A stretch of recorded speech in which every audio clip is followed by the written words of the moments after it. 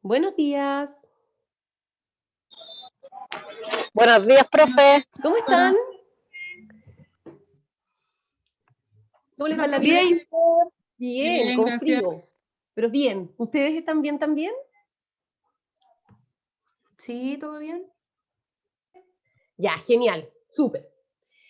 Chiquillos, les doy la bienvenida entonces a nuestra asignatura de toma de muestras. El día de hoy quiero hacerles un comentario en general y después nos corresponde revisar lo que son la toma de muestra de exámenes de sangre, ¿ya? Como para que ustedes sepan a lo que nos estamos enfrentando esta semana y la próxima.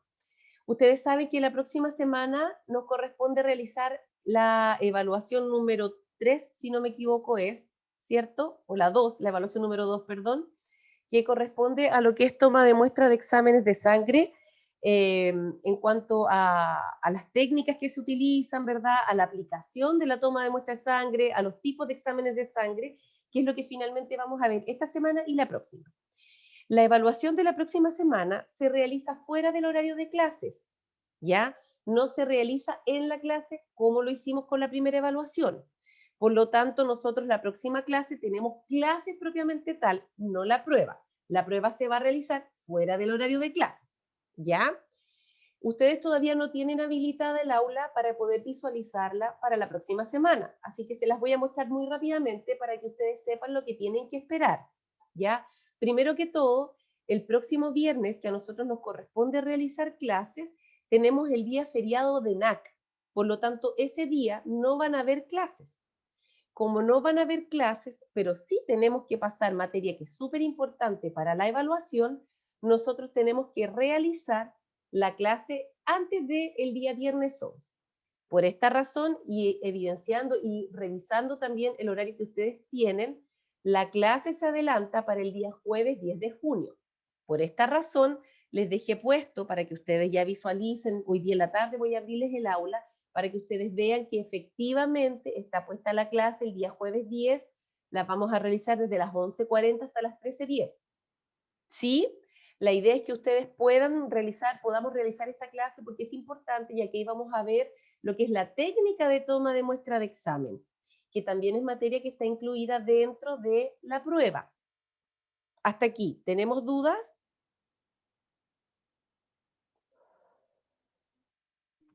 No, profe. Bueno, ya. Yo me fijé en el horario de ustedes, ese momento no tienen clases, por eso lo adelanté. ¿Ya? Tienen una tarea también que idealmente la pudieran realizar antes de la clase, revisen el PPT, hagan la tarea igual para que ustedes puedan aplicar los conocimientos, ¿sí? Cosa de que ustedes ya vienen con la información lista, nosotros igual la realizamos en clase, revisamos, sacamos dudas, qué sé yo, y después ustedes tienen la evaluación sumativa ese mismo día jueves a las 13:30 horas, ¿ya? También está dispuesto aquí súper, hiper grande, cuando ustedes tengan habilitada el aula para poder ingresar, van a poder fijarse que está puesto súper grande la fecha de la evaluación y la hora en la que se va a realizar. Asimismo, ya el link, esta prueba está habilitada efectivamente para que se abra esta fecha y a esta hora. Como las otras evaluaciones, también en esta usted dispone de un tiempo para realizarla y además tiene 5 minutos de gracia o 5 minutos más abierto el formulario, pero solamente para que usted realice el envío. Pasada la hora de tiempo estimado para que usted resuelva el cuestionario, si usted no alcanzó a enviarlo, de todas formas puede hacer el envío dentro de esos 5 minutos extra.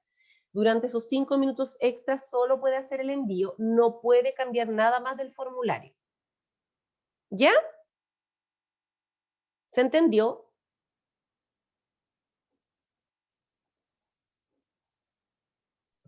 Sí, profesora. ¿No quedaron dudas respecto de eso? Ya. De todas formas, si es que quedara alguna duda que a ustedes les queda todavía ahí dando vuelta en la cabeza, dos cosas. Recuerden que la grabación la voy a subir después que terminemos nuestra clase y recuerden también que en la tarde ya va a estar habilitada el aula para que ustedes puedan observarlo también y revisar todo lo que quieran. ¿Sí? Ok.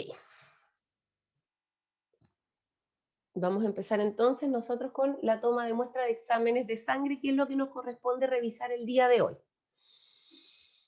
Antes que nosotros empecemos con la visualización de este PPT, me gustaría saber si que acaso ustedes tienen alguna idea para qué sirven estos exámenes de sangre, para qué nosotros tomamos exámenes de sangre.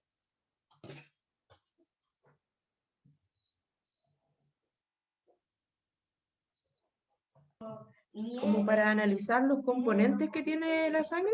Perfecto, señorita Nicole, muy bien. Para anotar, para poder registrar o para poder conocer cuáles son los componentes que tienen la sangre de la persona, para ver cómo está el estado de salud. Súper bien. Señorita Kimberly Briceño, ¿está por ahí? Kimberly Briceño. Kimberly Briceño. Kimberly Briceño, ¿está por ahí? Presente. Señorita Kimberly, pregunta. Esto acuérdense que tenemos que participar todo, no es solo como por estar conectados, ¿cierto? Bien. Señorita Kimberly, una preguntita. La compañera dijo que los exámenes de sangre servían para evaluar los componentes de la sangre. ¿Para qué más nos podrían servir? ¿Qué más podríamos visualizar? ¿O cree usted que podríamos visualizar en un examen de sangre aparte de los componentes? Bacterias, no sé. Perfecto. Si hay presencia de bacterias, súper bien. Excelente. Muy bien, señorita Kimberly. Muchas gracias. Señorita Claudia Avendaño, ¿está por ahí? Claudia Avendaño. Sí, profe. Señorita Claudia, muy buenos días. Sí. ¿Qué otros elementos más podríamos encontrar Bueno. en la sangre, aparte de bacterias y los componentes de la sangre, como comentaba las compañeras, perdón? En la sangre, glóbulos rojos, ¿o no? Los componentes, Ya. perfecto, glóbulos rojos, blancos, plaquetas, súper bien. ¿Qué más? ¿Qué más podríamos medir a través de la evaluación de la sangre? La glucosa. Ya, ok, la glucosa. En el examen de... Señorita Claudia, dígame, ¿qué más? Es que creo que el examen de sangre te arroja varias cosas, las enfermedades, anemia. Ya, ok, bien. ¿Algo más que se le ocurra en la vida? No. Está bien, no importa. Vamos a revisar entonces. Muchas gracias. La idea es que nosotros cuando evaluamos la sangre podamos tener una idea general, como bien dijo la compañera, de los componentes de la sangre. Podemos evaluar cómo está la cantidad de glóbulos rojos, blancos y plaquetas. También podemos evaluar glucosa, como dijo la señorita Millaray. Podemos evaluar la presencia de bacterias, como dijo la señorita Kimberly. Y también podríamos evaluar, por ejemplo, cómo está la coagulación de la sangre. Es un elemento súper importante. Podemos evaluar también cómo está comportándose el hígado, ¿cierto? Podemos evaluar además el funcionamiento renal, ¿ya? La cantidad de oxígeno que tiene nuestra sangre. También son factores que uno puede ir evaluando a través de los exámenes de sangre. La idea de esta clase es que ustedes reconozcan cuáles son los exámenes de sangre más frecuentes, es decir, aquellos exámenes de sangre con los que ustedes más van a trabajar a lo largo de su vida profesional, ¿sí? Y además reconozcan a grandes rasgos cuáles son los tubos de exámenes en los que debieran ir cada uno de estos exámenes, ¿cierto? Porque finalmente son ustedes los que preparan las bandejas y los que en algunos casos son los que tienen que realizar precisamente el procedimiento de punción o de toma de examen. Voy a achicar un poquitito esto porque está muy, muy grande. Ahí. Uno de los primeros exámenes que ustedes van a tener que tomar con harta frecuencia en su vida profesional es el hemograma, ¿ya? El hemograma es un examen que nos permite determinar la cantidad de elementos configurados que tiene la sangre, ¿cierto? Los glóbulos rojos, los glóbulos blancos y las plaquetas principalmente, para poder determinar exactamente, como dijo la señorita Claudia, la presencia de anemia, por ejemplo, ¿cierto? Recordemos que los glóbulos rojos, entre otras cosas, lo que hacen es transportar la hemoglobina. La hemoglobina, recuerden ustedes, que es una hemoproteína que anda pegadita al glóbulo rojo y que se encarga de transportar el oxígeno. Por lo tanto, cuando nosotros tenemos poquitos glóbulos rojos o menos glóbulos rojos de los que debiéramos, también vamos a tener menos hemoglobina. Y si tenemos menos hemoglobina, vamos a tener también menos transporte de oxígeno. A este mismo respecto, acuérdense que la hemoglobina lo que le gusta es captar gases. ama los gases, es una loca por los gases, todo tipo de gases le gustan, ya sea oxígeno, dióxido de carbono, los gases, por ejemplo, que uno inhala cuando está el gas licuado de la cocina abierto, todo lo que sea gas, a ella le encanta. Entonces la hemoglobina se encarga de transportar todo tipo de gas, ¿ya? Dentro del hemograma, entonces, evaluamos la cantidad de eritrocitos o glóbulos rojos que hay en la sangre. Asimismo, evaluamos la hemoglobina, que está pegadita a este glóbulo rojo. Evaluamos también los glóbulos blancos, que están a cargo de nuestra defensa, ¿cierto? Y evaluamos además las plaquetas, que son las encargadas de ver todo lo que tiene que ver con la coagulación, para evitar que nos desangremos, ¿cierto? O que por el contrario hagamos coágulos porque sí y porque no, ¿ya? Aquí están los valores normales. A mí en general no me interesa mucho que ustedes aprendan los valores normales de los exámenes, porque en general todos los laboratorios vienen con los valores resultados del usuario y al ladito traen también los resultados o los valores normales de cada uno de los exámenes. Y esos pueden tener variaciones pequeñas entre laboratorio y laboratorio, ¿ya? Por lo tanto, que a mí que se aprendan los valores normales no es un tema tan importante como el hecho de que ustedes reconozcan para qué sirve cada examen, cómo preparar las bandejas y cómo realizar la toma de muestra de cada examen. Eso sí para mí es importante que ustedes sepan. Sí, como conocimiento general tienen que saber a grandes rasgos que si hay un hematocrito de 10, evidentemente vamos a estar liquidados, ¿cierto? Significa que ya perdimos mucha sangre, ¿verdad? Que si una hemoglobina está en 5, estamos sin transporte de oxígeno, ¿cierto? Y que generalmente, bueno, no generalmente, siempre que hay un hematocrito bajo, va a haber también una hemoglobina baja. El hematocrito, chiquillas, para que ustedes sepan, y esto sí que es importante que sepan ustedes, el hematocrito es el porcentaje de glóbulos rojos que vamos a tener en una cantidad determinada de sangre. En 100 ml de sangre, concretamente, debiéramos tener un 37% que sean de hematocrito, ¿sí? O sea, tiene que haber una cantidad importante de glóbulos rojos. ¿Cuántos glóbulos rojos? 37% de esa cantidad de sangre que hay corresponden a eritrocitos o glóbulos rojos, ¿ya? Si el hematocrito, que es el porcentaje de glóbulos rojos que hay en la sangre, está bajo, evidentemente nuestra hemoglobina, que anda pegada al glóbulo rojo, también va a estar baja, ¿ya? El hemograma se toma en estos tubitos que tienen tapita lila. Vienen con un anticoagulante especial, que es el EDTA, ¿verdad? Porque el hemograma, como nosotros necesitamos analizar todos los componentes de la sangre que están flotando ahí en la sangre, necesitamos saber o necesitamos que la muestra de sangre esté líquida. Recuerden ustedes una cosa súper importante, y si no lo sabían, para que lo sepan ahora, la sangre está en contenido líquido. Cuando la sangre está dentro del cuerpo, nuestro cuerpo produce heparina endógena se llama, ¿sí? Discúlpenme un momento.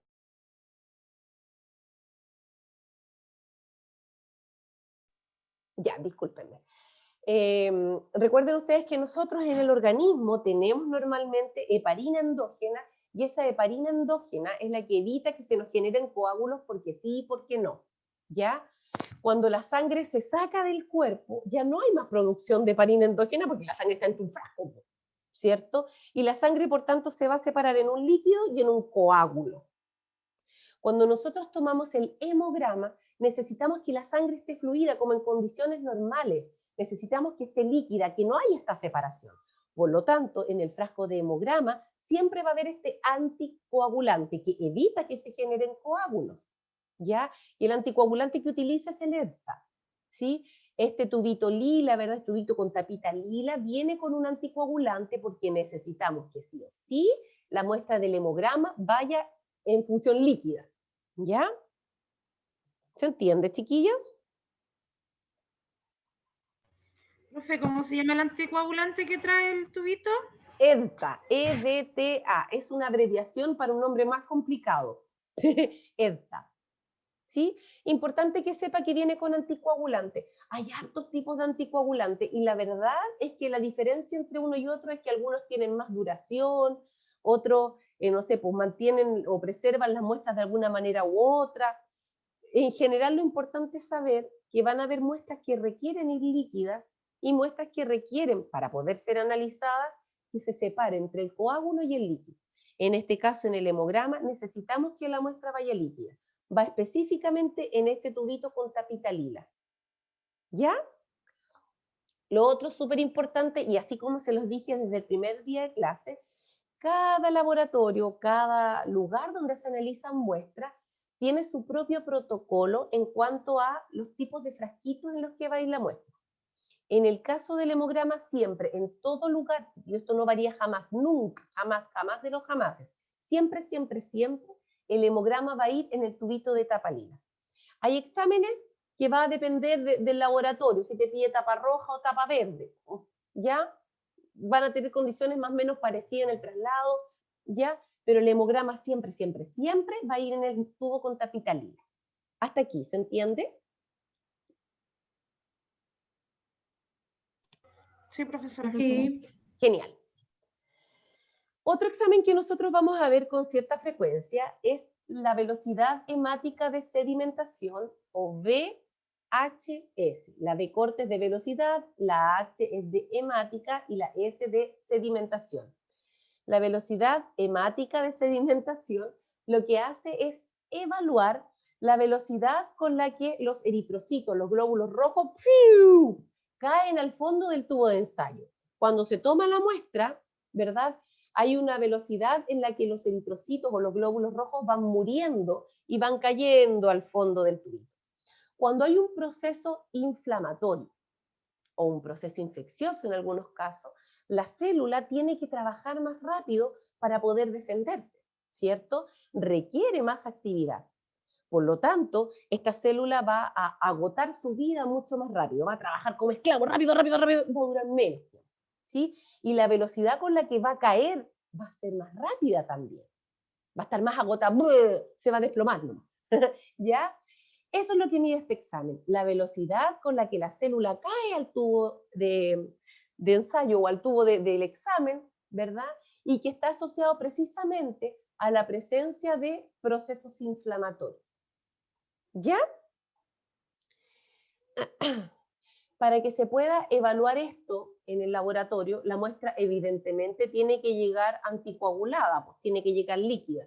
No me sirve que llegue la muestra hecha un coágulo así el líquido y el coágulo abajo, porque ahí no va a tener tiempo la persona que trabaja en el laboratorio para poder observar cómo cayó la célula, pues si ya cayó. Por lo tanto, la velocidad hemática de sedimentación va en un tubito con tapita negra arriba, ¿sí? Y que viene con anticoagulante. La muestra tiene que enviarse líquida. ¿Ya? La velocidad hemática de sedimentación se puede pedir de forma conjunta al hemograma. Cuando a usted le dicen hemograma y VHS, usted solamente toma el examen en el tubo lila. Nada más, porque de ahí van a sacar la muestra, ya viene anticoagular, está perfecto. Si solamente piden como aislado, separado, independiente, aparte, solamente piden la velocidad hemática de sedimentación o VHS, en ese caso hay que tomarlo en ese tubito con tapita negra.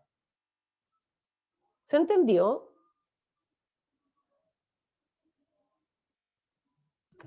Sí, profesora. Muchas gracias, señorita Natalia. Otro examen que se va a pedir con bastante frecuencia, chiquillos, y esta de verdad que es casi tan frecuente como el hemograma, es el perfil bioquímico. El perfil bioquímico es un examen que no mide solo un parámetro o solo una cosa, mide en total 16 exámenes distintos, ¿ya? Y que son súper variados, porque la idea es poder tener una visión general del funcionamiento, ¿ya? Por lo tanto, cuando piden perfil bioquímico, se piden 16 exámenes distintos dentro del perfil bioquímico y que permiten evaluar cómo está la función renal, la función hepática, la glucosa, ¿ok? Por lo tanto, es un examen muy general que incluye 16 tipos distintos de examen, ¿ya? Piénsenlo de esta manera, cuando se duda, por ejemplo, hay una patología que implica que el usuario está con sintomatología muy diversa y poco específica, se solicita este examen para poder evidenciar, confirmar o descartar, ¿verdad? La presencia de patologías o alteraciones a nivel del riñón, o a nivel del hígado, o no sé, pues a nivel de la glucosa, a nivel de proteínas, ¿sí? ¿Cuáles son los parámetros que van a medir y que van a venir incluidos dentro de este gran grupo de exámenes que se solicita en el perfil bioquímico, que no es un examen, sino que son 16 en total? Viene la glucosa, el nitrógeno ureico, la urea, colesterol total, ácido úrico, proteínas totales, albúmina, globulina, bilirrubina, bla, bla, bla, bla. Vienen todos estos exámenes, cuando usted pide o el médico pide perfil bioquímico, todos estos exámenes van a salir. Vienen unidos, agarrados, todos esos en uno solo. ¿Se comprende? Sí, profe. Ya. Profesora. Para poder medir este examen, se va a realizar la toma de muestra en el tubito de tapa verde y en algunos lados va con el tubito de tapa roja. Aquí es donde viene la diferencia según laboratorio. ¿Ya?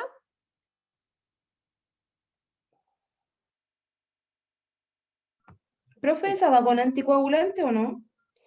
En teoría, el perfil bioquímico debiera ir sin anticoagulante, pero el tubito verde, si no me equivoco, tiene un anticoagulante que tiene poca duración. Yo me imagino que tiene que ver con los tipos de reactivos que tiene cada laboratorio y que aplican para anular el efecto del anticoagulante para poder observarlos directamente en el laboratorio. ¿Sí? El tubito rojo, que es donde se toma a veces, ese viene sin anticoagulante, versus el tubito de tapa verde, que también se pide en algunos lugares, que viene con anticoagulante. ¿Ya? Depende de cada laboratorio, por eso también es importante revisar los protocolos de toma de muestra de exámenes del centro donde usted esté trabajando. Hasta aquí, perfil bioquímico. ¿Dudas?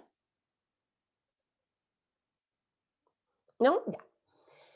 A modo de resumen de lo que llevamos hasta acá, el hemograma va en el tubito lila, que va con anticoagulante, mide glóbulos rojos, blancos y plaquetas, además de medir lo que es la hemoglobina.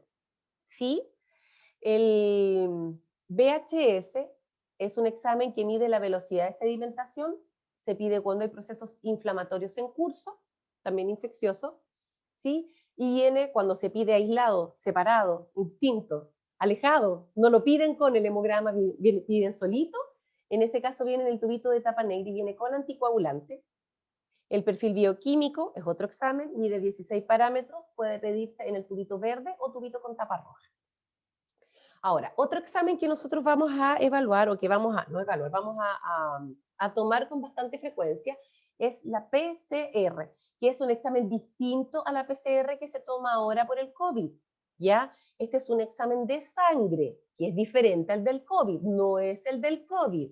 Es un examen que mide la proteína C reactiva que produce el hígado cuando hay un proceso inflamatorio en curso. Ahora bien, esta proteína C reactiva, que es el PCR, que no es del COVID, ¿sí? Se evalúa cuando hay procesos inflamatorios, pero es inespecífica, ¿sí? No determina dónde está el proceso inflamatorio.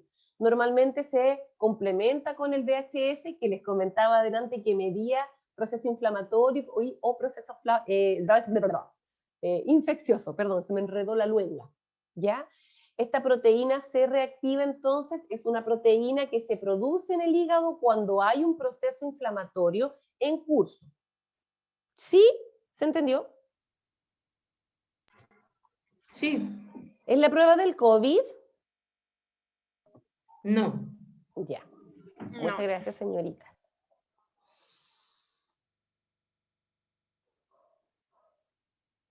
Déjenme anotar algo un Profe, momento. Dígame. ¿ese PCR en qué tubo va? El PCR se toma en el tubo verde, si no me equivoco. Y normalmente no me equivoco, así que es el tubo verde. Sí. ¿Ya? Estoy anotando acá detalles. Ok. Otro examen que nosotros vamos a tomar con bastante frecuencia son los electrolitos plasmáticos. Para que ustedes entiendan un poquitito más, los electrolitos son iones que están normalmente en nuestro cuerpo y que permiten mantener un equilibrio ácido-base, por ejemplo, dentro de la sangre, ¿ya? Para evitar que estemos o muy ácidos o muy alcalinos, ¿ya? Estos electrolitos en sangre generan otras funciones también, como por ejemplo ayudan en la contracción muscular, ¿sí? Cuando hay un exceso o un déficit, todo lo que es función muscular se ve alterado. En el caso, por ejemplo, de, no sé, de las piernas o de los brazos se le pueden generar calambre, ¿sí? En el caso de los músculos cardíacos se pueden generar arritmias. O sea, son elementos delicados, ¿ya? Dentro de los electrolitos en sangre que nosotros normalmente tenemos en el cuerpo, está el sodio, el potasio, el magnesio, el cloro, el fósforo, ¿sí? El calcio, el sodio, por ejemplo, ayudan en lo que es contracción muscular, por lo tanto, frente a un déficit, podemos llegar a generar o podemos llegar a presentar arritmias cardíacas y hasta paros cardíacos, ¿ya? Estos electrolitos plasmáticos, estos iones que están dentro de la sangre y que regulan estas funciones, se van a ver alterados cuando tenemos hemorragias masivas, cuando hay diarreas abundantes, cuando hay estados de deshidratación, ¿sí? Frente a la presencia de estas alteraciones, se altera el equilibrio hidroelectrolítico, es decir, la pérdida de agua, y se pierden también electrolitos. No sé si ustedes han asociado en algún momento que las personas que realizan actividades físicas intensas requieren rehidratarse y el agüita sola no sirve, por lo tanto toman estos líquidos como Gatorade o Powerade, ¿sí o no? Sí, Sí. sí, profe. Ya. Algunos Con lo las toman para la guagüitas caña, también. Dígame, perdón. algunos toman eso para la caña, pero no es Sí, precisamente también. eso. Otro uso que se le puede dar. Otro uso sensato que se le puede dar. Muy bien. Las guagüitas también cuando están con diarreas o con vómitos, ¿cierto? Después ya que se le pasaron los vómitos, hay que reconstituir volumen. Por lo tanto, se les empiezan a dar estas sales de rehidratación oral o SRO, ¿verdad? Que contienen precisamente sodio, potasio y cloro, para poder ayudar a equilibrar un poco el sistema. Estos electrolitos plasmáticos se toman en los tubos verdes. Normalmente son los verdes. Pero, insisto, hay lugares donde también lo toman en los rojos. ¿Ya? Considerar que estos electrolitos están en plasma. Por lo tanto, requerimos que haya una separación del coágulo con el líquido. Estos son los valores normales que uno encuentra dentro de los electrolitos plasmáticos. Insisto, para mí no es importantísimo que se sepan los valores, pero sí que reconozcan que si hay un sodio en 100 vamos a estar con tragedia, o que si hay un potasio en 7, ese usuario va a caer en paro en 3, 2, 1, o si es que ya no se murió. Bueno, hasta aquí. ¿Dudas, preguntas, consultas? Importante que saquen sus dudas de su corazón para que podamos ir avanzando bien. Ese de los electrolitos va sin anticoagulante, ¿cierto? Para poder separar el plasma, perdón, del Debiera coágulo. ir sin anticoagulante, así es, Ya. debiera ir. Pero ojo, este asunto importante les comentaba que hay laboratorios donde te lo piden que vaya con anticoagulante que son de corta duración. Entonces, una vez que llegan las muestras, ellos utilizan reactivos, porque estas acciones del análisis de sangre tienen mucho que ver con los instrumentos que se utilizan para analizar la sangre, ¿cierto? La maquinita en donde meten la muestra, que después la maquinita analiza ciertos elementos, que no siempre son unas máquinas iguales a otras. Entonces, a veces la petición de que vayan con o sin anticoagulante tiene directa relación con el tipo de maquinaria o instrumento que dispone el laboratorio para el análisis. ¿Sí? ¿O no? Sí, profe. Bacán. Ya. Otro examen que nosotros vamos a pedir con bastante frecuencia, sobre todo en pacientes que están con deshidrataciones o que están con hemorragias, ¿verdad? Es el BUN, B larga UN, que son las siglas para Blood Urea Nitrogen, que es el nitrógeno ureico plasmático, ¿ya? Este nitrógeno ureico tiene que ver con la cantidad de desecho que se genera en el cuerpo frente al consumo de proteínas. ¿Sí? Por eso es, a ver, contextualizando o atrasando un poco la información. El nitrógeno ureico es un desecho que se produce debido al consumo de proteínas y este nitrógeno ureico se desecha por el riñón. El riñón filtra la sangre, agarra estos nitrógenos ureicos y los elimina a través de la orina. Ese es el funcionamiento normal, ¿ya? Cuando hay una mayor cantidad de nitrógeno ureico, en la sangre, uno supone que hay una alteración de la función renal, porque por algo no se está excretando. Ahora bien, entendamos que cuando hay un nitrógeno ureico que está elevado en la sangre, no solamente puede deberse a que hay un funcionamiento anómalo del riñón en su función excretora, sino que también puede ser porque el individuo se pegó una zampa de proteína, se comió una vaca y medio chancho, ¿ya? Entonces, frente a eso, pues ni modo que pueda excretarse tan rápido el nitrógeno ureico, si el riñón no es máquina tampoco, ¿ya? Ok, entonces este nitrógeno ureico en sangre, o BUN, es un examen que se mide, en el que se mide, perdón, el nitrógeno ureico que está presente en la sangre. Y este nitrógeno ureico es un desecho que se produce por el consumo de proteínas. Está directamente relacionado. ¿Ya? Frente, por ejemplo, a una ingesta proteica elevada. Comió mucha proteína, se fue al chancho, el cuerpo, o sea, sí, lo voy a excretar, pero dame ratito, dame un tiempo, ¿cierto? Cuando hay un aumento del catabolismo proteico, por ejemplo, frente a patología o a situaciones en las que el individuo no consume o no tiene una ingesta proteica adecuada, cuando come poquita proteína, no sé, pues, vegetariano, no come proteínas animales, solo come proteínas vegetales, pero tampoco come mucha, no sé, pues, frente a cuadros de carencias proteicas, el cuerpo comienza a suplir esta falta de proteínas, porque el cuerpo necesita proteínas para vivir, comienza a darse cuenta que tiene pocas proteínas y lo que hace es ir destruyendo o utilizando el músculo corporal, los músculos del cuerpo, para poder abastecerse. O sea, destruye lo propio para poder funcionar, ¿verdad? Y frente a esto, también se va a elevar el BUN, el nitrógeno ureico plasmático, ¿ya? Perdón, el nitrógeno ureico sanguíneo. Entre otras cosas. ¿Se entendió, chiquillas, de dónde viene el nitrógeno ureico?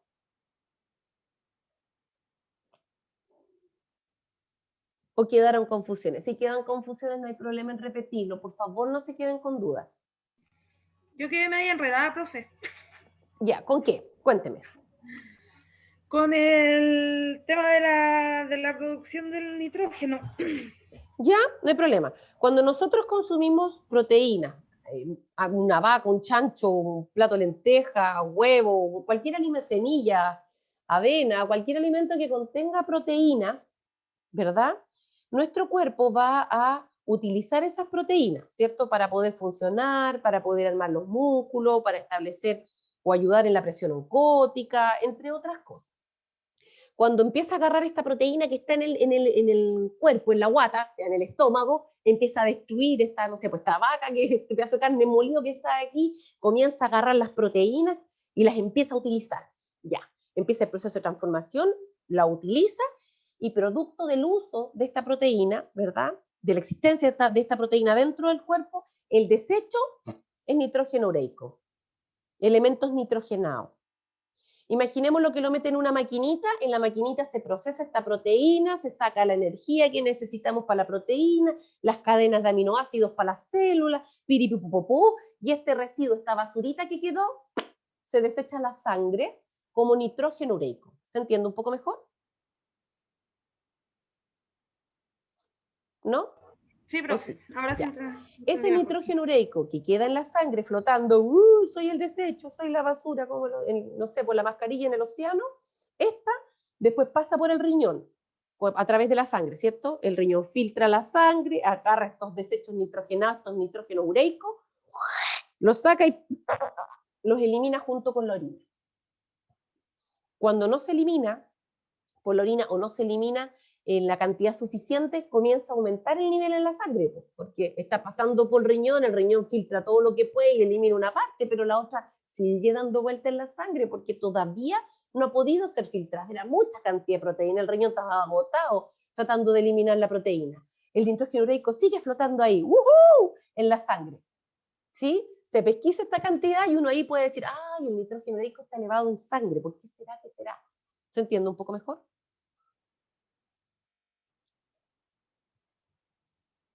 Si no entienden, díganme, chiquillas, por favor, no quiero que sigan con dudas.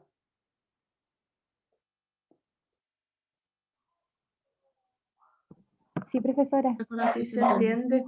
Tengo una Ya. consulta así igual. ¿Ah? tengo otra consulta. Diga. Porque usted decía que podría haber nitrógeno ureico en la sangre cuando hay alto consumo de proteínas, Así pero es. también cuando hay carencia del consumo de proteínas. Ya, no ¿O entiende no? por qué con carencia va a estar alto. Ya, no es Claro. que por la carencia esté alto, sino le he explicado que cuando hay déficit de proteínas en el cuerpo lo que hace es ir utilizando la musculatura, los músculos de las piernas, los brazos, los músculos del cuerpo los va utilizando para poder sacar proteínas de ahí. Los músculos son proteínas, son fibras, ¿verdad?, que están compuestas, entre otras cosas, por elementos proteicos. De hecho, lo que usted come de la vaca es el músculo, ¿cierto? El músculo de la vaca es lo que usted le da la proteína. ¿Sí? Eso es lo que uno se come del animal. Los músculos, principalmente, también los huesos, todo lo demás, pero ya. Cuando su cuerpo no tiene suficientes proteínas porque la ingesta de proteína es muy bajita, lo que hace el organismo es utilizar la musculatura del cuerpo para sacar proteínas.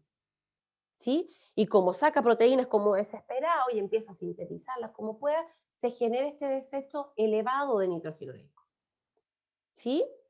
Además que las proteínas que utilizamos desde nuestro cuerpo no tienen el mismo aporte de proteína externa. Entonces requerimos mucha cantidad de proteína, ¿verdad? Para generar, para utilizarlo dentro del mismo organismo, ¿sí? Y el desecho, por lo tanto, también va a ser más alto. Además que las proteínas que utilizamos, el aporte que se puede sacar es bajito. Entonces genera más desecho que aporte. Por eso se eleva el nitrógeno ureico. ¿Se entiende, señorita Ruth? Sí, profesora. Sí, Es entendí. por esa razón que se ve elevado, no porque por el déficit de proteínas tengamos más BUN, no. Es porque debido al déficit de proteínas en ingesta estamos aumentando, estamos consumiendo músculos internos, hay un catabolismo proteico interno, ¿sí? Es por eso. Ya, ¿alguna otra duda hasta acá? ¿No? La creatinina es otro examen de funcionamiento renal.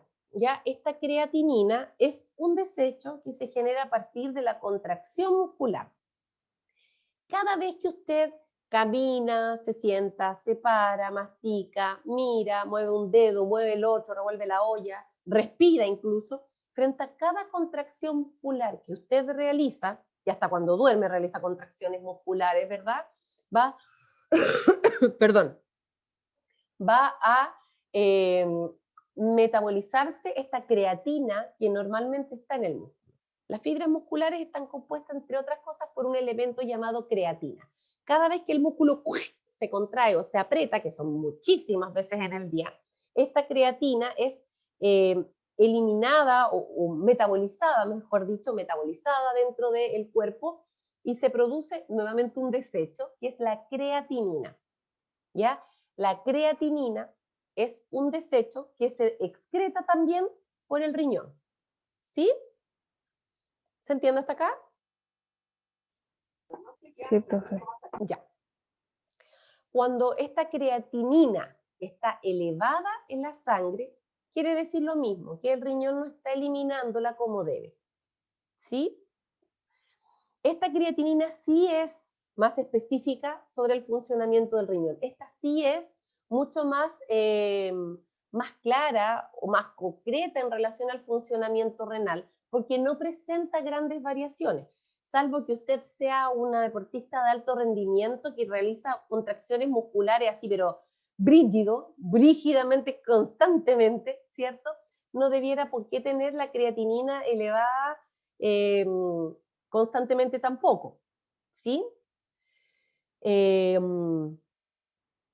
Esta muestra de creatinina se puede tomar a través de la sangre, ¿cierto? Como creatinina y poder determinar el funcionamiento renal, o puede también recolectarse a través de la muestra de 24 horas. ¿Se acuerdan del credence de creatinina que veíamos en la recolección de muestra 24 horas donde el paciente tenía que hacer pipí de una hora hasta otra hora?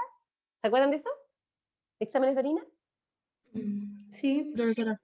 Este es un examen que también entonces puede complementar o se puede utilizar además de la creatinina en sangre. ¿Ya?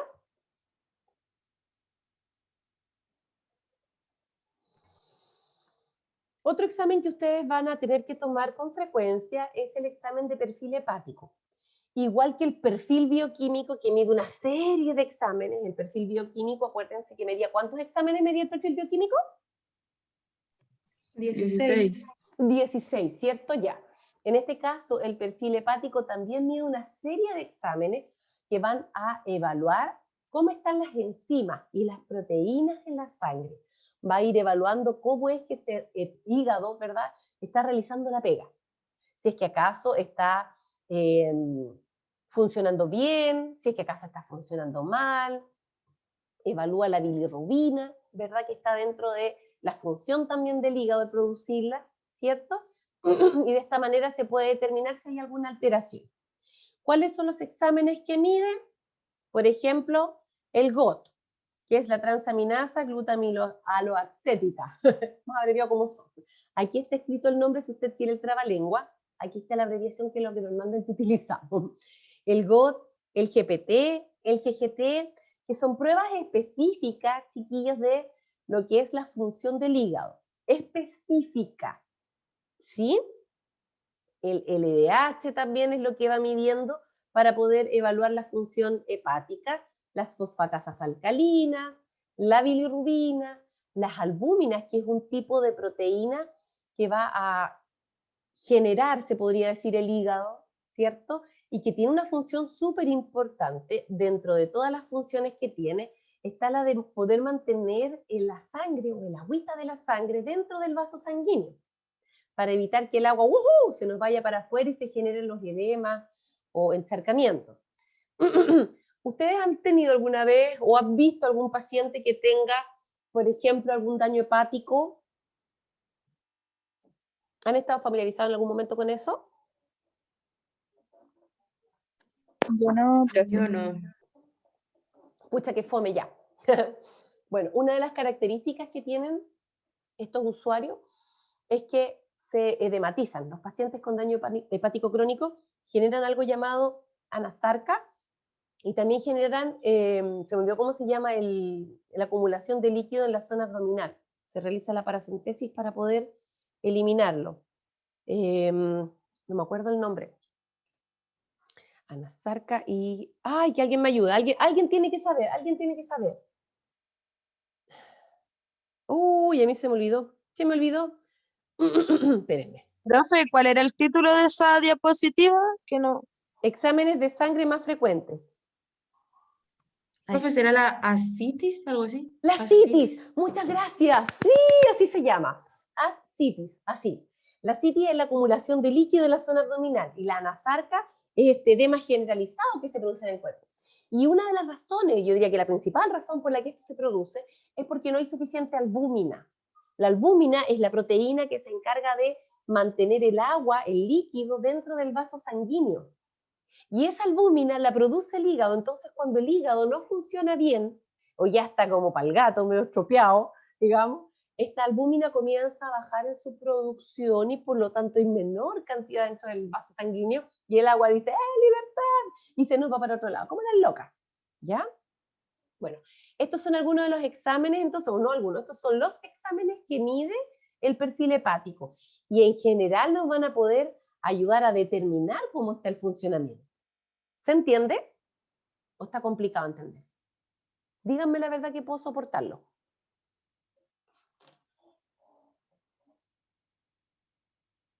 No hay problema si no entienden, no sientan, ay, qué lata como estoy preguntando tanto, sí. Mi pega es enseñarla, así que dígame. Sí se entiende, profe. Ya. Ok. Otro examen que ustedes van a ver con frecuencia es el perfil lipídico. Como su nombre lo indica, lo que busca es saber cómo están los lípidos o las grasas dentro de nuestro cuerpo, ¿ya? Entendiendo evidentemente que nosotros como seres humanos producimos normalmente lípidos y que eso nos van a ayudar también a funcionar. Las grasas no son malas dentro del cuerpo. Las grasas que son malas, sí, esas hay que evitar, ¿ya? El perfil, como dice su nombre, perfil implica que hay una serie de exámenes que no es solo uno. Perfil bioquímico, 16 parámetros. Perfil hepático, muchos exámenes para evaluar el hígado. Perfil lipídico, varios exámenes que miden los lípidos o grasas que hay dentro de la sangre. ¿ya? Y que son una representación de lo que hay en el organismo. Y también nos permite valorar, evidentemente, los riesgos que tiene esta persona. ¿Cuáles son estos lípidos? El colesterol total, los triglicéridos. Ojo, los triglicéridos son graves porque cuando están sobre el valor normal, más de 200 miligramos por decilitro, pueden ocasionar, entre otras cosas, la diabetes. Se ha demostrado que la diabetes, que los triglicéridos son precursores de esta patología. ¿Ven la importancia? Como están el LDL, el VLDL, que son los colesteroles malos. El LDL son lípidos de baja densidad, low density lipid, ¿sí? Low, baja densidad, lípidos de baja densidad. Y el VLDL es el very low, muy baja densidad de lípidos. Son los lípidos más chiquititos, que esos son los más tóxicos, los más malulos. Si usted quiere que le dé un infarto, aquí tiene la solución. ¿Sí? Estos son los asesinos. ¿Ok? Versus el colesterol HDL, que es el colesterol de alta densidad. Ese colesterol es el que nos protege, es el que va combatiendo el LDL. Ese colesterol HDL, high density, de alta densidad, es el colesterol que va a ir evitando la malulidad, la malignidad que tiene el colesterol LDL y el VLDL, ¿ya? Este colesterol HDL uno lo produce dentro del organismo y puede ayudar a que el cuerpo lo produzca a través del consumo de la avena, por ejemplo, de las uvas, de las aceitunas, de algunos tipos de aceites de pescados, entre otras cosas, y algunos granos, algunos cereales, ¿ya? A través del consumo de ellos es que uno puede ir ayudando a bajar estos otros colesteroles que son malignos. El perfil lipídico entonces hace la averiguación o nos permite visualizar cómo está esta cantidad de colesterol, estos tipos de colesteroles, y de esta forma poder intervenir también para evitar posibles complicaciones en los usuarios. ¿Se entiende?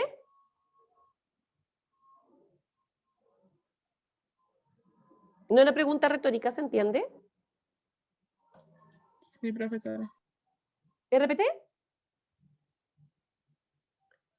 Los escucho muy bajitos. ¿Alguien me habló o no me habló? Ya, bueno, ojalá que hayan entendido, ya que no me dicen si entendieron. Sí se entiende, profesora. Ya, genial, muchas gracias. Otro examen que vamos a ver son las pruebas de coagulación. Las pruebas de coagulación son exámenes que se generan o que se piden para evaluar cómo están los factores de coagulación de la sangre, ¿ya? Los factores de coagulación son elementos que actúan o participan directamente en la formación de un coágulo, ¿cierto? Nosotros podríamos, voy a hacerles como un entre paréntesis para que entiendan un poco, aunque el ejemplo es medio burdo, pero para que lo entiendan a grandes rasgos. Nosotros en el proceso de coagulación tenemos una serie de eventos que se generan, ¿ya? Que se le llama cascada de coagulación, ¿sí? Va generándose un evento, después otro en forma secuencial, desde el momento en que se pesquisa un sangrado hasta el momento en que ya se estableció un coágulo y ese coágulo ya está lijadito, arregladito, ya no se nota que estuvo en algún momento. Hay una serie de eventos que se van produciendo que se les denomina cascada de coagulación. Son una serie de eventos que se producen para ir generando el coágulo, arreglando los vasos sanguíneos rotos. Una vez que se generó el coágulo, rompemos ese coágulo y ponemos un coágulo nuevo más bonito, y después se hace como el enlucido.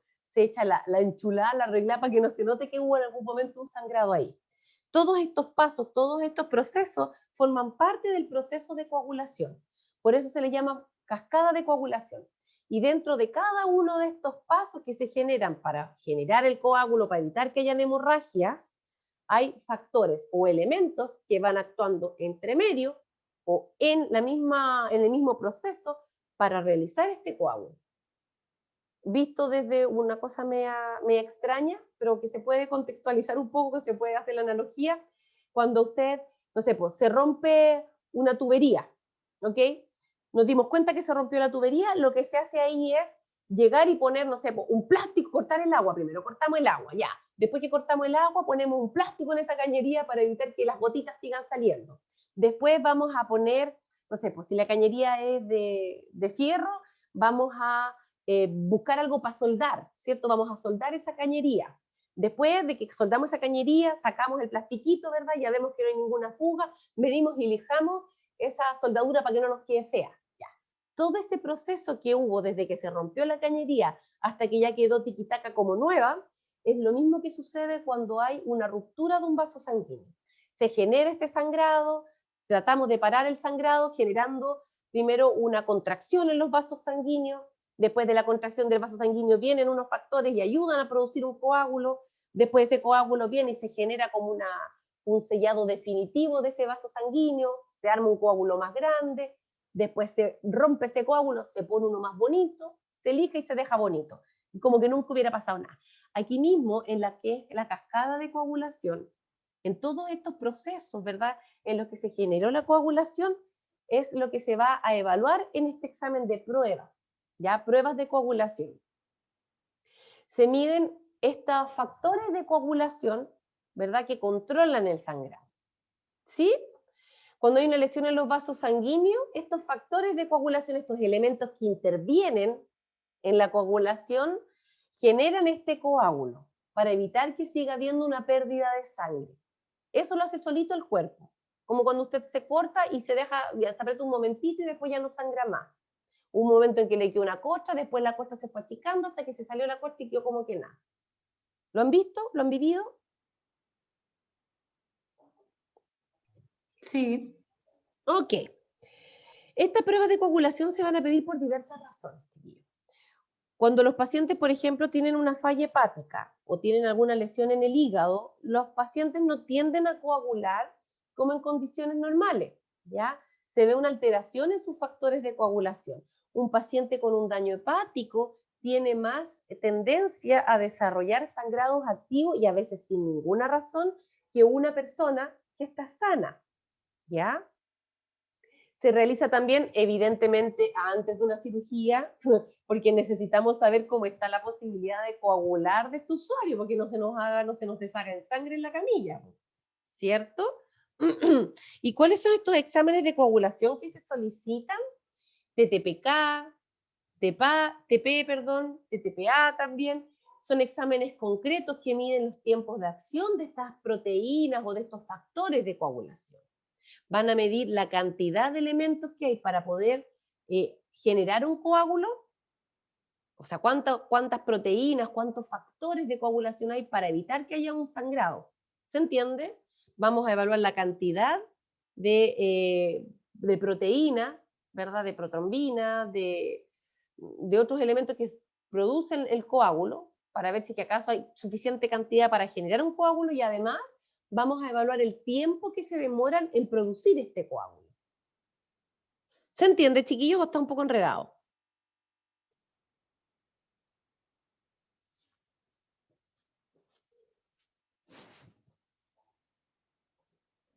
Siento que me dejaron hablando sola. Yo por lo Stephanie menos sí Valladares entiendo. está. Gracias. Stephanie Valladares. ¿Está por ahí? Stephanie Valladares. Recuerden que si no están presentes cuando se les preguntan cosas, quedan ausentes en la lista. Por favor, contesten. Stephanie Araceli Valladares. ¿Está por ahí? Stephanie Araceli Valladares. Stephanie Valladares. Profesora respondió por el Por chat. el chat. Chiquillos, por el chat. No, pues. Cita Stephanie. Es que no puedo estar viendo el chat si no...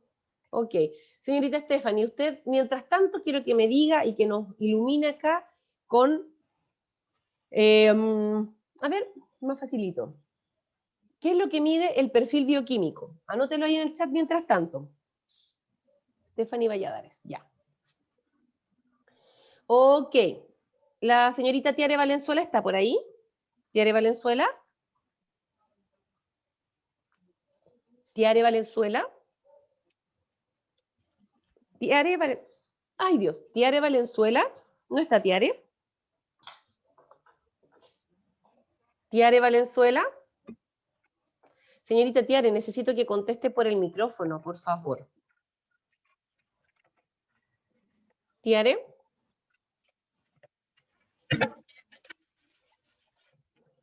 Tiare. ¿Estás por ahí, Tiare Valenzuela? Me da toda la impresión de que me dejan hablando y no están pescando lo que estaba diciendo, chiquilla. Respondí por el chat, profe. También tiene el micrófono malo, están todos con el micrófono malo y parece. Señorita Tiare, usted entonces podría hacernos una aclaración respecto de para qué se utiliza el examen de PCR. Ya. Chiquillas, entonces las pruebas de coagulación lo que van a hacer es medir cómo está la velocidad para armar un coágulo y cuántos elementos tenemos para generar un coágulo y evitar que la persona entonces se nos desangre frente a algún procedimiento, por ejemplo. ¿Ya? O cuando llegan a servicio de urgencia y están sangrando y no sabemos por qué. ¿Ya? Ese examen de pruebas de coagulación siempre, en todo momento y en todo lugar, requieren que vayan con este tubito de tapa celeste. Esto sí es universal también, igual que el hemograma. Siempre tapita celeste, ¿ya? Esto también va con un anticoagulante, evidentemente, porque necesitamos que en el laboratorio evidencien cuánta cantidad hay de elementos para generar un coágulo y cuánto tiempo se demoran en el momento que están analizando la muestra, ¿ya? Profesora, disculpe que no le alcancé a escuchar bien en delante. ¿El TTP mide el tiempo en que se demora en coagular la sangre? Mide el tiempo en el que la protombina, que es un tipo de proteína que participa en la coagulación, se demora en realizar la acción propia, que está establecida directamente, está directamente relacionada con el tiempo en que se genera el coágulo. Sí. El tiempo en el que se genera el coágulo. ¿Ya? Ya, sí, Tatiare, pero especifíqueme, porfa, en el nivel de proteína C, ya, pero ¿por qué se genera? ¿Por qué hay una alteración? ¿Por qué? Porque ¿en qué caso se va a buscar? Y si Stephanie no me contestó la pregunta, ¿no está participando en clase, Cita Stephanie? Chiquillos, participación en clase. No es solo estar conectados, acuérdense, ¿ya? Porque esto, por ejemplo, ahora si no participan yo les pongo ausente en la lista y tampoco sería justo si se supone que ustedes están poniendo atención el que no conteste las respuestas, ¿cierto? Ya. Otro examen que nosotros vamos a evaluar es el BDRL, que, ojo, no es el mismo que el BLDL, ¿ya? El BDRL es el examen que se utiliza para medir la presencia de anticuerpos específicos para la sífilis. Cuando una persona adquiere esta enfermedad que es de transmisión sexual, que es causado por la bacteria Treponema pallidum, en ese caso el cuerpo comienza a generar anticuerpos para este Treponema pallidum. Treponema pallidum. ¿Ya? Esa bacteria Treponema pallidum es la bacteria que genera la sífilis. Cuando esta bacteria Treponema pallidum está en contacto con nuestro organismo, nuestro cuerpo comienza a generar anticuerpos para poder combatir, ¿verdad?, esta bacteria. ¿Ya? La presencia de estos anticuerpos está directamente relacionada con la presencia de sífilis. ¿Sí? Eso es lo que mide finalmente el treponema pálido. El treponema pálido, el BDRL. ¿Se entendió? Sí, profe. No, profe. Profe, Dígame. Sí, tengo una duda. No Dígame. respecto a eso, sí, pero sí con lo del trámite de sangre. Cuando les piden hacer, no sé, pues ayuno de 8 horas, pero esa persona no comió nada, pero nada, en todo el día anterior, ¿afecta en algo? Cuando requiere solamente el ayuno de 8 horas y no come más de 8 horas, Sí. Por ejemplo, ya van y le dicen ya tienen que llegar en ayuno y todo, pero esa persona el día anterior no comió nada. o sea, puede afectar la extracción de la sangre porque tienes menos energía, pues estáis sacando una muestra aunque sea pequeñita, eso puede generar una lipotimia o conoce como desmayo, ¿sí? Ahora, así como técnicamente para hablar del resultado final de un examen, no sé qué tanto puede influir, excepto tal vez de que, no sé, pues tengas una disminución en tu producción de glóbulos rojos porque no tuviste suficientes elementos para generar, no sé, pues no tuviste suficiente aporte de hierro, por ejemplo. para poder generar la cantidad de glóbulos rojos que requería. Dependiendo del examen que sea, yo me imagino que pueden haber restricciones en cuanto a un tiempo máximo de ayuno. ¿Sí? Ya. Ya. Y, señorita, ¿quién le había preguntado? Se me olvidó el nombre, no lo alcanzamos a dar. Cita Yamilé. ¿Yamilé Aguirre está por ahí? ¿Yamilé Aguirre? Aquí, profe. Hola, cita Yamilé. Cuénteme una cosa. ¿El BDRL es lo mismo que el DLDL? No, profe, porque es como los anticuerpos, lo que busca el examen. Ya, este mide los anticuerpos para la... Para detectar la sífilis, Perfecto, causado por la bacteria llamada... de eso no me acuerdo. Trepo. Treponema. Ya, este en el chat para que la mire, ya, ok. Ok, ¿y el BLDL cuál era?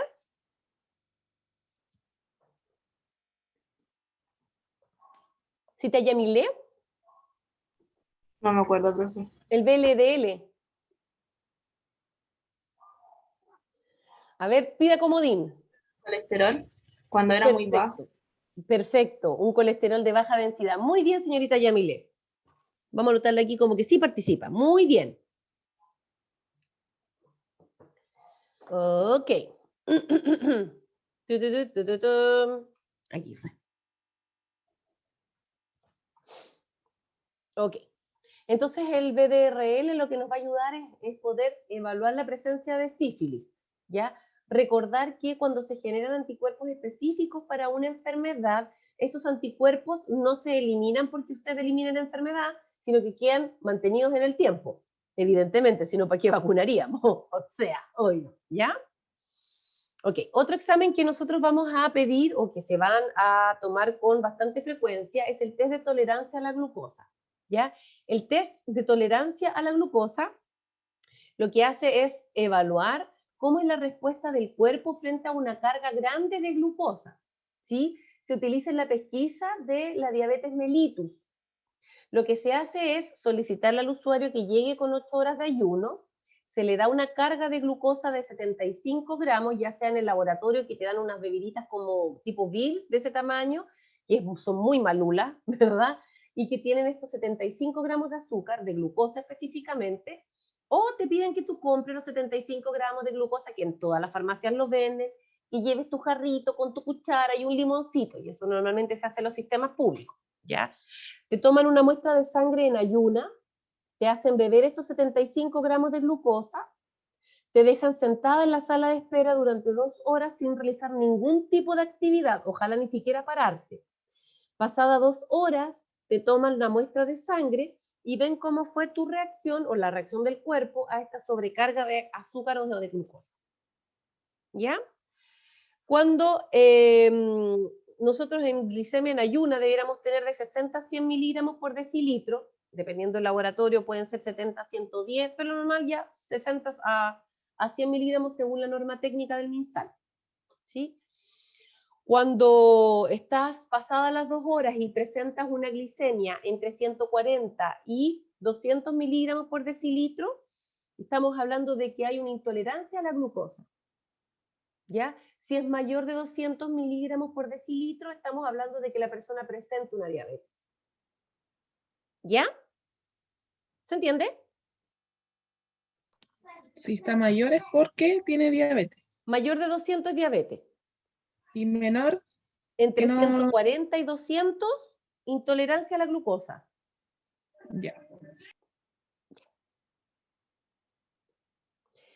Entonces, el test de tolerancia a la glucosa lo que permite es determinar o realizar un diagnóstico de diabetes. Se utiliza normalmente en todas las mujeres embarazadas. A todas nos han hecho tomar esa cuestión asquerosa y te pegan 2 pinchazos y te dicen cómo estáis, si qué caso estáis con diabetes gestacional o no. Y las personas con sospechas de diabetes se les toma también para poder confirmar el diagnóstico. ¿Ya? Esperemos un poquitito.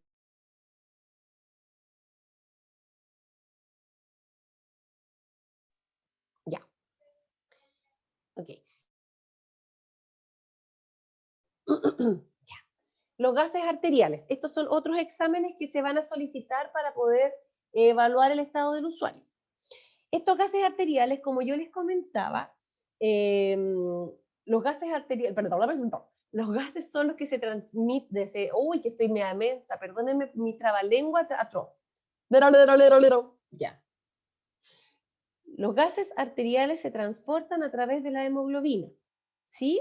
Todos los gases que nosotros tenemos en el cuerpo, oxígeno, dióxido de carbono, etcétera, se transportan a través de la hemoglobina. Nosotros vamos a medir los gases arteriales cuando hay una sospecha, por ejemplo, de que un usuario tuvo una intoxicación con monóxido de carbono, con dióxido de carbono, con cualquier otro gas. Cuando hay también hemorragias grandes de parte del usuario, nosotros necesitamos saber cuánta es la cantidad efectiva de oxígeno que está circulando en el cuerpo. Cuando hay usuarios que tienen patologías crónicas respiratorias y que están con un cuadro agudo, también requerimos tomar estos gases arteriales. Importante que ustedes sepan que los gases arteriales los toma la enfermera, pero son ustedes finalmente los que tienen que hacer el transporte de este examen y tienen ustedes que asistir y reunir los materiales. Ya. Profesora, Dígame. ¿ese es el examen que se realiza cuando hay alcalosis respiratoria o no? También, perfecto. Cuando hay pacientes que estuvieron sometidos, por ejemplo, a un paro cardiorrespiratorio o que estuvieron un tiempo sin recibir oxígeno, se consideran o se evalúa este examen precisamente por esa razón, porque nos permite determinar cuánta es la presión de oxígeno que hay dentro del cuerpo, cuánta es la presión de dióxido de carbono que hay dentro del cuerpo, considerando que la cantidad de CO2 o dióxido de carbono pueden acidificar más la sangre, lo que significaría también que necesitamos evaluar el bicarbonato que hay en la sangre, ¿cierto? Para poder regular este equilibrio ácido-base que se pudo haber visto alterado, ¿ya? Los gases arteriales nos permiten determinar entonces el pH de la sangre, que debiera mantenerse, y esto siempre en todas partes igual, chiquillos, así que esto sí o sí tienen que manejarlo. El pH entre 7.35 y 7.45, ¿sí? Que el pH nos mide el grado de acidez o el equilibrio que hay entre lo ácido y lo básico que hay en nuestro organismo, ¿sí?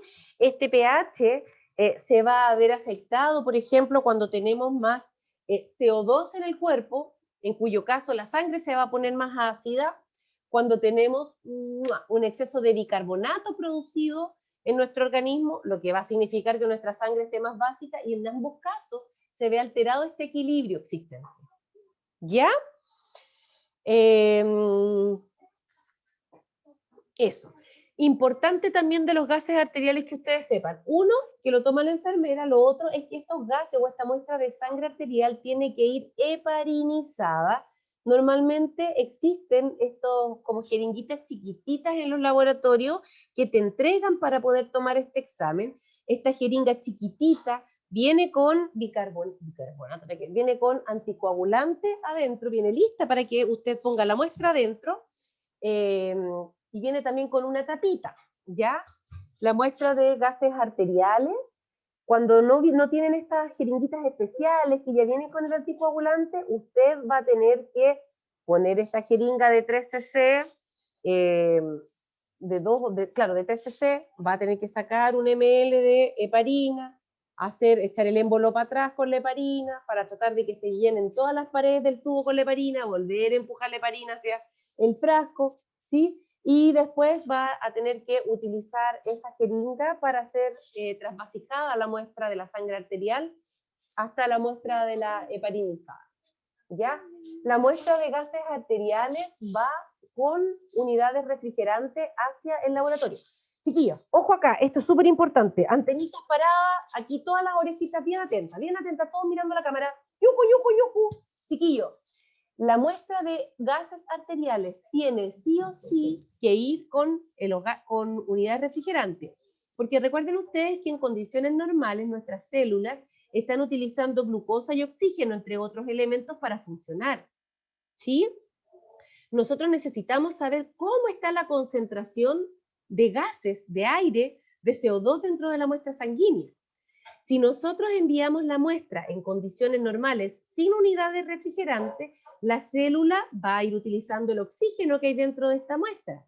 Y cuando llegue al laboratorio va a tener menos oxígeno esa muestra. ¿sí? Porque la célula ya la va a haber utilizado, o va a haber utilizado gran parte. En cambio, si nosotros la mandamos con unidades refrigerantes, la función de la célula que va dentro de esta muestra de sangre va a andar más ralentizada y lenta. Entonces, el consumo de oxígeno que tenga esta célula dentro de esta muestra de sangre va a ser menor y va a estar más cercano a la realidad del cuerpo humano. ¿Se entiende, chiquillos?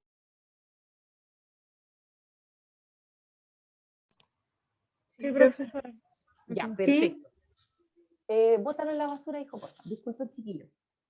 Ya. Dígame, por favor, si tienen dudas, por favor, díganme. Profe, aparte de intoxicaciones y cosas así, ¿por qué más se puede darle alcalosis respiratoria? Porque a mi hija le pasó cuando ella tenía como una semana que le hicieron ese examen y le salieron todos los gases alterados y claro, me dijeron que estaba con alcalosis respiratoria, pero nunca supieron a qué se debía y le hacían exámenes todos los días, de hecho le hicieron esta punción lumbar para poder saber a qué era. Estuvo casi un mes hospitalizada porque los exámenes le salían siempre alterados. Y eso puede estar asociado, por ejemplo, con alteraciones renales. Por ejemplo, cuando el riñón no está funcionando bien y está eliminando más, por ejemplo, más elementos ácidos en la sangre o más iones, puede estar asociado a eso. Lo otro, por ejemplo, puede ser por una pérdida de cloro elevada causado por vómito o cuando hay diarreas prolongadas. Ahí pueden haber algunos casos, pero habría que analizar cuál es el caso puntual de su hija. Pero esa podría ser una de las razones. ¿Ya? ¿O no? Ya, profe. Gracias. Ya. ¿Dudas respecto de los gases arteriales? Se nos está acabando el tiempo, parece que he hablado mucho. Importante entonces, siempre en muestra heparinizada, siempre tiene que ir con unidad refrigerante. No pueden enviar sin unidad refrigerante. Este es un prototipo de orden de examen. Van a haber variaciones según el laboratorio, el centro, donde se está tomando la muestra. El médico es quien marca la indicación de la muestra, le pone la firma, el timbre, tienen que ir con los datos del usuario, al menos nombre, 2 apellidos y RUT, pero todo va a variar dependiendo de los protocolos de cada institución. Aquí están los tipos de tubos que se utilizan para las muestras de exámenes. Acá está más acotado o más clarito, ¿ya? El tubo celeste, como les comenté, siempre coagulación. Asocien la C de celeste con la C de coagulación. Siempre, siempre, siempre C con coagulación. El lila, hemograma, cuando va asociado VHS, hemograma VHS, ¿sí? Y el tubo negro siempre va a ser el VHS cuando se solicita de forma aislada. ¿Ya? Aquí hay variaciones, ¿ven? El tubo rojo y el tubo verde. Pueden pedir electrolitos plasmáticos uno y el otro también. Podemos pedir niveles plasmáticos de droga en el verde. En el rojo podemos pedir perfil lipídico, perfil bioquímico y también acá. ¿Ya?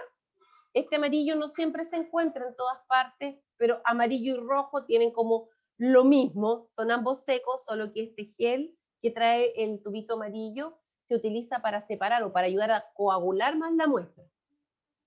Y en el gris, la Y de gris, va la glicemia. ¿Ok?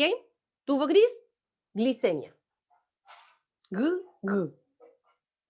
Aquí están más detallados los tubos de exámenes de sangre, para qué se utiliza cada uno, para que ustedes también puedan ir como grabando un poco mejor la información. Esperen un poquito, un minutito. Aquí está el tubo de tapa negra, lo que les comentaba para VHS. Aquí está tubo tapa roja, con todas las variaciones que tiene, también salen especificados. Ok. ¡Wow! ¿Vamos Profe, bien, chiquillos? profe, una pregunta. Dígame, por favor. Aparte de la PTGO, ¿qué otro examen puede requerir ayuno? Casi todos los exámenes piden ayuda. Por ejemplo, las pruebas hepáticas requieren que usted tenga un ayuno porque aunque usted se tome una gota de agua, esa gota de agua va a hacer o va a generar una producción de ácido clorhídrico, va a estimular la producción de elementos en el hígado. Casi todos los exámenes de sangre tienen o requieren ayuno, casi todos. No sé cuál no sería con examen. Gases arteriales podrían no necesitar ayuno, obvio. Las pruebas de coagulación no necesitan ayuno, pero en general casi todo. ¿Ya? ¿Y la de la tiroides?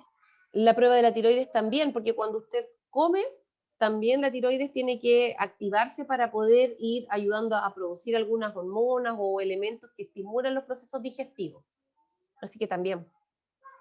Profe, una consulta, ¿ese va Dígame. aparte en el perfil bioquímico? ¿Cómo? ¿El de la tiroides va aparte del perfil bioquímico? El prueba de tiroides no se hace en perfil bioquímico, se hace aparte. TSH, T3, T4 se realizan de forma independiente. Son otros exámenes. Ya, profe, gracias. Ya. Hay otro PPT dispuesto en el aula para que ustedes lo revisen, ¿ya? Y habla de los dispositivos que hay disponibles para realizar la punción. Nosotros la próxima semana vamos a ver lo que es la punción venosa, ¿ya? Vamos a realizar la técnica, pero es importante que ustedes reconozcan desde ya cuáles son los dispositivos o los elementos con los que nosotros extraemos muestras, ¿ya? La jeringa, clásica jeringa con aguja, la... Ya. Perdónenme un momento.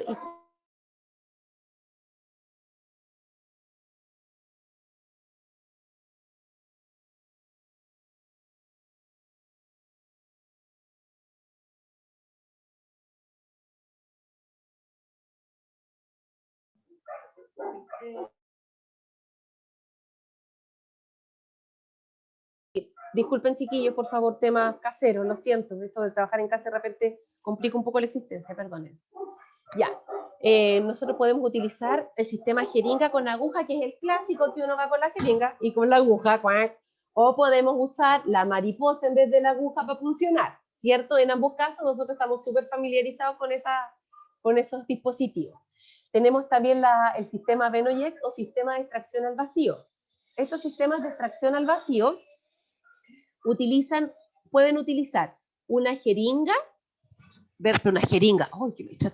una aguja, perdón, que es especial para este sistema del vacío. Está compuesto por una camiseta, ¿verdad? Que es un dispositivo de plástico en el que se introduce el frasco, se pincha esta agujita que hay por dentro y se extrae la sangre sin necesidad de manipularla. Por eso se llama el vacío, porque ocupa el mismo vacío que trae el frasco para poder extraer la sangre. ¿Ya?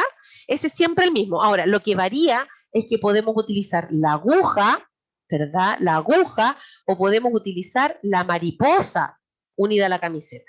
¿Ya? Siempre sistema al vacío. Nombres hay varios. Venoyect, no me acuerdo de otro, pero hay varios nombres comerciales. Sistema al vacío se llama. ¿Ya?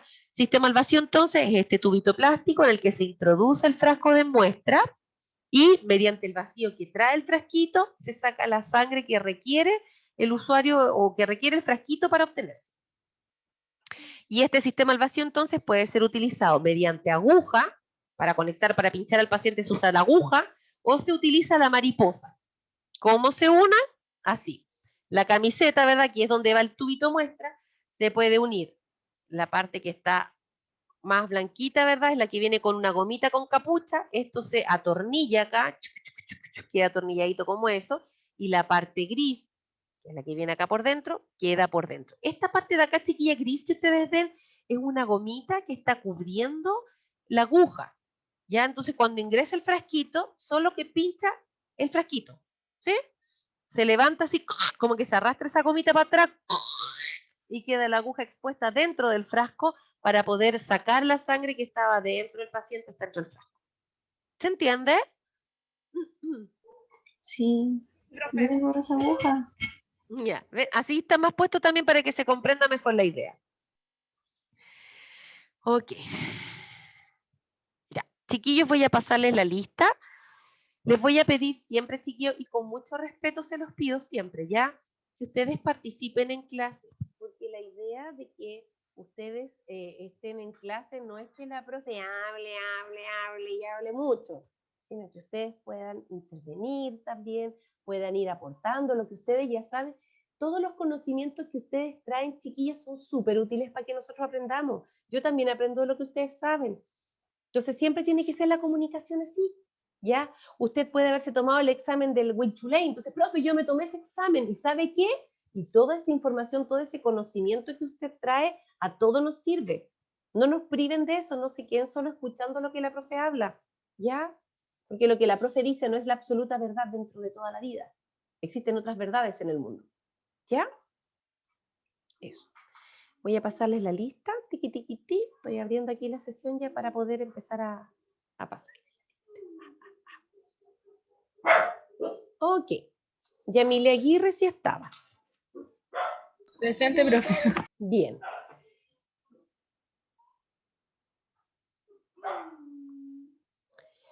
Ok. Scarlett Arancibia. Presente, profe. Bien. Claudia Avendaño. Presente, profe. Bien. Kimberly Briceño. Presente. Romina Castañeda. Presente, profe. Bien. Paz González. Paz. Presente, profe. Ya. Atentos a la lista, ya que estuvieron todo el ¿Me rato. escucha? Por último, pongan atención en la lista, ¿ya? Helen Juliet. Helen. ¿Profe, me Presente, escucha? profesora. Bien. Camila Lizama. Profe. Dígame. profe. Dígame. Ok. Profe, le estaba preguntando si me escuchaba en la lista, Paz González. Sí, usted ve que El está computador se pega. Ah, ya, sí, está, pero está, usted ve que está presente. Ah, ya. Ok. Camila Lizama. Sí, gracias. Sí. Presente, Camila profe. Lizama. Presente. Ok. Adriana Mendoza. Presente, profe. Bien. Constanza Muñoz. Aquí, profesora. Bien. María Raquel Ojeda. Presente, profe. Bien. Villaray Orrego. Presente. Bien. Pedro Riquelme. Pedro Riquelme. Pedro Riquelme no está. Pedro Riquelme queda ausente en la lista entonces. Ruth Saavedra. Presente, Ruth. profesora. Bien. Claudio Sáez. Claudio Sáez.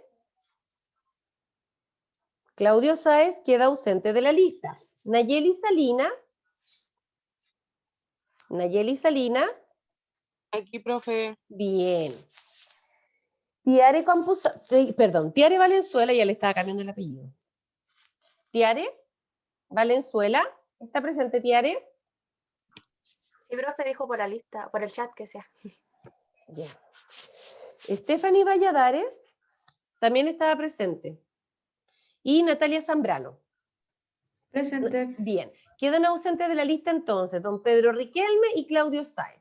Ya, chiquillas, les deseo un bonito día. Bendiciones para todas. Cuídense, manténganse sanitos, ¿ya? Y estudien. Chiquillas, revisen por favor el PPT y en la tarde voy a habilitar el aula. Así que ingresen, realicen el cuestionario informativo así ilimitado, las veces que quiera hacerlo. Vean que se equivoca. Parta desde ahí, revisen lo que está equivocado. Por favor, pónganse las pilas con el estudio, ¿ya? Ya, chiquillos, feliz día para todos. Chao, chao. Chao, profe. que esté bien. Gracias.